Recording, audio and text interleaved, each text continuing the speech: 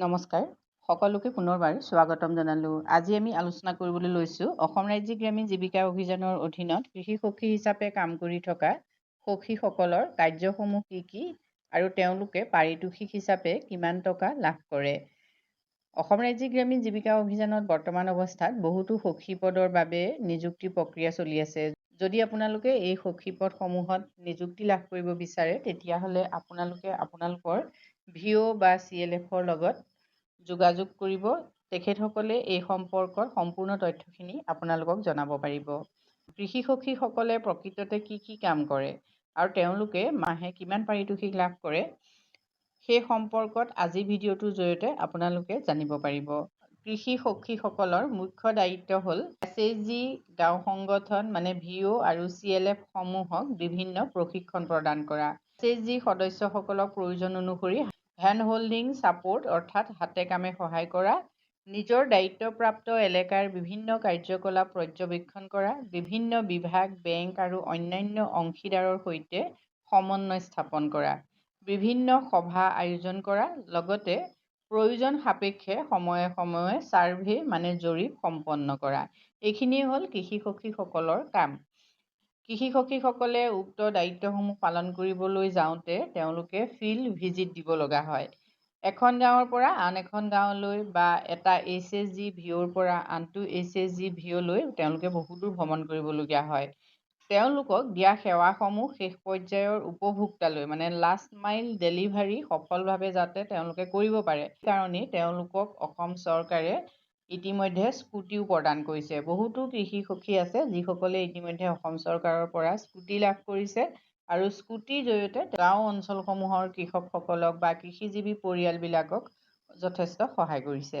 কৃষি সখীসকলৰ সৰ্বাধিক মাহিলী যিটো পাৰিতোষিক সেইটো হ'ল ৭,৫০০ টকা। যদি কোনো মাহত প্ৰাপ্য যি তেওঁলোকৰ পাৰিতোষিক সেইটো যদি ৭,৫০০ টকাতকৈ অধিক হয় তেতিয়াহ'লে তেওঁলোকে অতিৰিক্ত ধন পৰৱৰ্তী মাহলৈ স্থানান্তৰ কৰিব পাৰে। পৰৱৰ্তী মাহত সেই ধন লাভ কৰিবলৈ তেওঁলোকে নতুনকৈ ক্লেইম কৰিব মানে দাবী কৰিব। কৃষি সখীসকলে কি কাম কৰে আপোনালোকে চাওক। প্ৰথমতে আহিলে ঋতুভিত্তিক শস্য কেলেণ্ডাৰ প্ৰস্তুত কৰা। সেই কামটোৰ বাবে তেওঁলোকক 10 টকাকৈ দিয়া হয়। নেক্সট হ'ল এটা শস্যৰ বাবে বীজ বাছনি পদ্ধতি গ্ৰহণ। প্ৰতিটো পৰিয়ালৰ বাবে তেওঁলোকে 10 টকাকৈ লাভ কৰিব। নেক্সট আহিলে এটা শস্যৰ বাবে বীজ শোধন পৰিয়ালৰ ক্ষেত্ৰত 10 টকাকৈ তেওঁলোকে ক্লেইম কৰিব পাৰিব। মাটিৰ পৰীক্ষা কৃষকক ছইল হেল্থ কাৰ্ড প্ৰদান কৰা। ছইল হেল্থ কাৰ্ড যদি তেওঁলোকে প্ৰদান কৰে প্ৰতিটো পৰিয়ালত তেওঁলোকে 40 টকাকৈ ক্লেইম কৰিব পাৰে। বীজ সংৰক্ষণ পদ্ধতি প্ৰতিটো পৰিয়ালৰ বাবে তেতিয়া তেওঁলোকে 40 টকা ক্লেইম কৰিব পাৰিব। নেক্সট আহিলে বীজ সংৰক্ষণ পদ্ধতি প্ৰতিটো পৰিয়ালৰ বাবে বীজ সংৰক্ষণ পৰিয়ালে প্ৰতি তেওঁলোকে 40 টকাকৈ ক্লেইম কৰিব পাৰে। নেক্সট হ'ল বিভিন্ন ঋতুৰ বাবে নাৰ্চাৰী বেড প্ৰস্তুত কৰা। এই পৰিয়ালৰ বাবে তেওঁলোকে 250 ক্লেইম কৰিব পাৰে। নেক্সট আহিলে ছিষ্টেমেটিক ৰাইচ ইণ্টেনচিফিকেশ্যন যিটো SRI পদ্ধতি বুলি কোৱা হয়। প্ৰতিটো পৰিয়ালৰ বাবে তেওঁলোকে 100 টকা লাভ কৰিব। সেউজীয়া সাৰ ব্যৱহাৰ কৰি পথাৰ প্ৰস্তুত কৰা। প্ৰতি পৰিয়াল অনুসৰি তেওঁলোকে 150 টকা ক্লেইম কৰিব পাৰে। তেনেকৈ জৈৱ পুষ্টি মানে অৰ্গেনিক নিউট্ৰিয়েণ্ট প্ৰস্তুত আৰু ব্যৱহাৰত হাতে কামে সহায় কৰিলে প্ৰতি পৰিয়াল অনুসৰি তেওঁলোকে 120 লাভ কৰিব পাৰে। নেক্সট আহিলে জৈৱ ঔষধ প্ৰস্তুত আৰু ব্যৱহাৰ হাতে কামে সহায় কৰা যিটো হেণ্ড হোল্ডিং বুলি কয় মানে অৰ্গেনিক মেডিচিন প্ৰস্তুত প্ৰতিটো পৰিয়ালৰ বাবে যদি কৰে তেতিয়াহ'লে 120।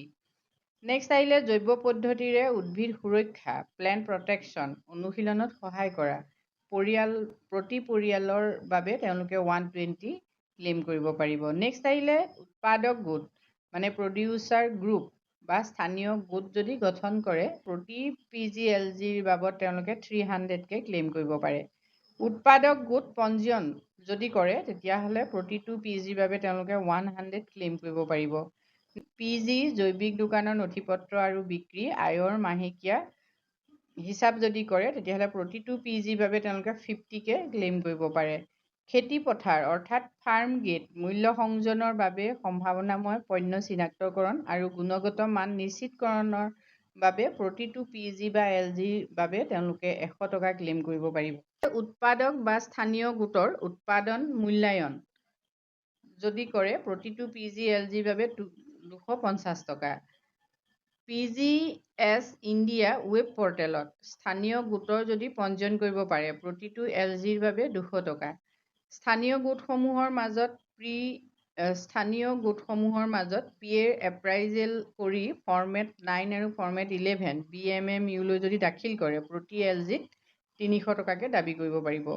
ৰবি বা খাৰিফ শস্যৰ পিয়েৰ এপ্ৰাইজেল ৰিপৰ্ট যদি অনলাইন আপডেট কৰে তেওঁলোকে প্ৰতিটো LGৰ বাবদ তেওঁলোকে 100 টকাকৈ ক্লেইম কৰিব পাৰে।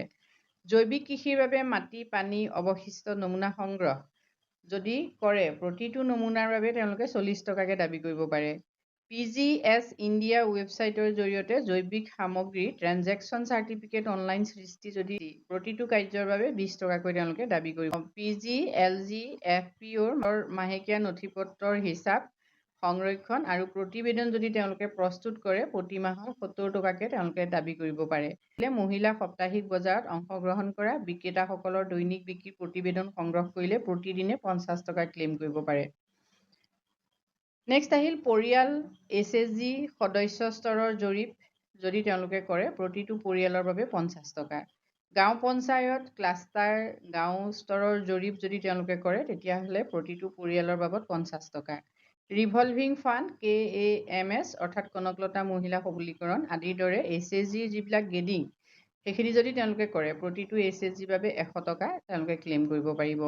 নেক্সট আহিলে VOCLF PGLGৰ মাহেকীয়া প্ৰতিবেদন যদি প্ৰস্তুত কৰে গ্ৰেডিঙৰ কাম কৰে তেতিয়াহ'লে VOCLF PGৰ বাবে তেওঁলোকে প্ৰতি পানে VOCLF PGৰ বাবে 200 টকাকৈ তেওঁলোকে ক্লেইম কৰিব পাৰে। SHG স্তৰত SMI BCB LH farm and non farm SD SI বিষয়ক সজাগতা সভা অভিমুখীকৰণ যদি সজাগতা সভা তেওঁলোকে যদি পাতে যদি সেই সভাত 20 পৰা 30 জন সদস্য উপস্থিত থাকে তেতিয়াহ'লে প্ৰতিদিনে প্ৰশিক্ষণৰ বাবে 200 টকাকৈ তেওঁলোকে ক্লেইম কৰিব পাৰিব। VOPG স্তৰত ঠিক একেধৰণৰ ফাৰ্ম বা নন ফাৰ্মৰ ক্ষেত্ৰত যদি সজাগতা সভা তেওঁলোকে অনুষ্ঠিত কৰে 31 পৰা যদি 100 জন সদস্য উপস্থিত থাকে তেতিয়াহ'লে প্ৰতিদিনে তেওঁলোকে 250 টকা ক্লেইম কৰিব পাৰে। তেওঁলোকে যদি SMI BCD বা LH ফাৰ্ম এণ্ড নন ফাৰ্মৰ যদি তেওঁলোকে সজাগতা সভা পাতে বা প্ৰশিক্ষণ প্ৰদান কৰে তেতিয়াহ'লে তেওঁলোকে প্ৰতিদিনে 300 টকা ক্লেইম কৰিব পাৰিব। কিন্তু সভাখনত 101 জনৰ পৰা 150 জনৰ ভিতৰত সদস্য উপস্থিত থাকিব লাগিব। নেক্সট আহিলে SHG স্তৰত SMI BCB LH farm non farm এইবিলাকৰ ওপৰত যদি প্ৰশিক্ষণ প্ৰদান কৰে 15 পৰা 20 জন সদস্য থাকে লগতে বুক কিপাৰৰ ট্ৰেইনিং যদি তেওঁলোকে দিয়ে তেতিয়াহ'লে প্ৰতিদিনে 350 টকা লাভ কৰিব পাৰিব। নেক্সট আহিলে VOPG স্তৰত যদি ফাৰ্ম নন ফাৰ্মৰ প্ৰশিক্ষণ দিয়ে 400 টকা তেওঁলোকে লাভ কৰিব। KLF স্তৰত যদি তেওঁলোকে SMI BCD বা LH ফাৰ্ম নন ফাৰ্মৰ প্ৰশিক্ষণ দিয়ে তেতিয়াহ'লে তেওঁলোকে প্ৰতিদিনে 400 টকা ক্লেইম কৰিব পাৰে। নেক্সট আহিলে SHG PG স্তৰত MCP মানে VRP বিজনেছ ডেভেলপমেণ্ট প্লেন যদি প্ৰস্তুত কৰে তেতিয়াহ'লে প্ৰতিটো পৰিকল্পনাৰ বাবে 200 টকা তেওঁলোকে ক্লেইম কৰিব পাৰে। ঠিক একেদৰে গাঁও GP ক্লাষ্টাৰ স্তৰত VPRP প্ৰস্তুত যদি কৰে প্ৰতিটো পৰিকল্পনাৰ বাবে তেওঁলোকে 350 টকা ক্লেইম কৰিব পাৰে। গাঁও সভাত CBOৰ দাবীসমূহ দাখিল কৰা আৰু সেই দাবীসমূহ GPDPৰ অগ্ৰাধিকাৰ তালিকাত অন্তৰ্ভুক্ত হোৱাটো নিশ্চিত কৰাৰ বাবে অনুসৰণমূলক কাৰ্য যদি তেওঁলোকে কৰে তেতিয়াহ'লে তেওঁলোকক SHG সদস্য SHG VOCLFে প্ৰকৃত সেৱা বা সুবিধা লাভ কৰাৰ পিছত প্ৰতি সংযোজিত দাবী অনুসৰি তেওঁলোকে 200 টকাকৈ ক্লেইম কৰিব পাৰিব।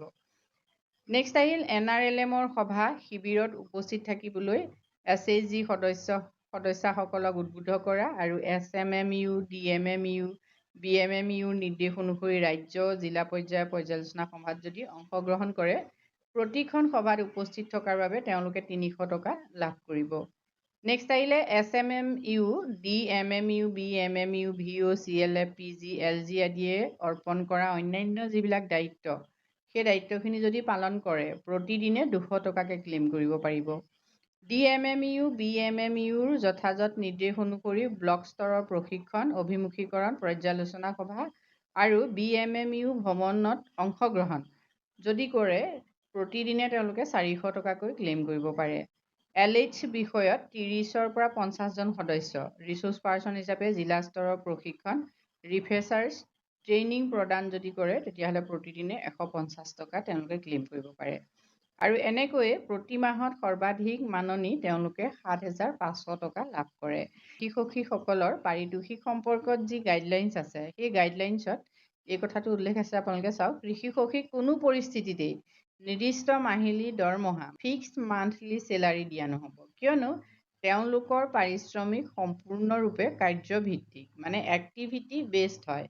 কৃষি সখীসকল ASRLM-ৰ নিয়মীয়া কৰ্মচাৰী নহয়, তেওঁলোক বিভিন্ন জীৱিকা কাৰ্যকলাপত সহায় আগবঢ়োৱা কমিউনিটি কেডাৰ হিচাপেহে কাম কৰে। সেইটো কাৰণে তেওঁলোকক ফিক্সড মান্থলি চেলাৰী দিয়া নহয়। কৃষি সখীসকলৰ কাৰ্য সম্পাদনৰ মূল্যায়ন কেনেকৈ কৰা হয়? গাইডলাইনছত কি আছে চাওক। কৃষি সখীসকলৰ কাৰ্য সম্পাদন ব্লক, জিলা আৰু ৰাজ্যিক পৰ্যায়ত তলৰ সূচকসমূহৰ ভিত্তিত মূল্যায়ন কৰা হয়। প্ৰথম আহিলে আয়োজন কৰা টীকাকৰণ শিবিৰৰ সংখ্যা। নেক্সট আহিল নিৰ্ধাৰিত লক্ষ্য অনুসৰি সহায় আগবঢ়োৱা মহিলা কৃষকৰ সংখ্যা, নতুন আৰু পূৰ্বৰ দুয়ো। নেক্সট আহিল সহায় প্ৰদান কৰা মহিলা কৃষক পৰিয়ালৰ সংখ্যা। নেক্সট আহিল সময়ে সময়ে দিয়া নিৰ্ধাৰিত ফৰ্মেট অনুসৰি প্ৰয়োজনীয় তথ্য প্ৰদান কৰা।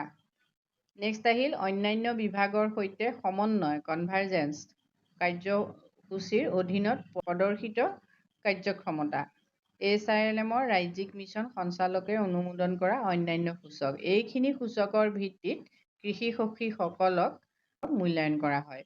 সকলৰ কাৰ্য আৰু তেওঁলোকৰ পাৰিতোষিক সম্পৰ্কত আপোনালোকে নিশ্চয় জানিব পাৰিলে। যদি আপোনাৰ অঞ্চলত এগৰাকী কৃষি সখী আছে তেতিয়াহ'লে কৃষি সখীগৰাকীয়ে আপোনাক এই কামখিনি কৰি সহায় কৰিছে নেকি? যদি কৰিছে কমেণ্ট কৰি জনাবলৈ নাপাহৰিব। আজিলৈ ইমানেই, ধন্যবাদ।